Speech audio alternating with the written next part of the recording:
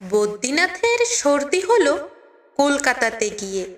আচ্ছা করে জোলাপ নিল নসিনাকে দিয়ে। ডাক্তার এসে বলল কেসে, বড়ই কঠিন ব্যাম, এসব কি সুচিকিৎসা?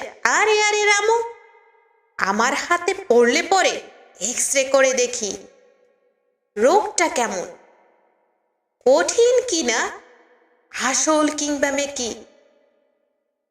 থার্মোমিটার মুখে রেখে সাবধানেতে থাকুক, আইসব্যাগটা মাথায় দিয়ে একটা দিন তো রাখুক।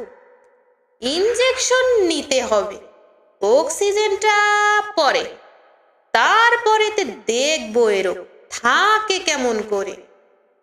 পল্লীগ্রামের বদ্রীনাথ অবাক হলো ভারী। সর্দি হলেই এমন তর, ধন্য ডাক্তারি।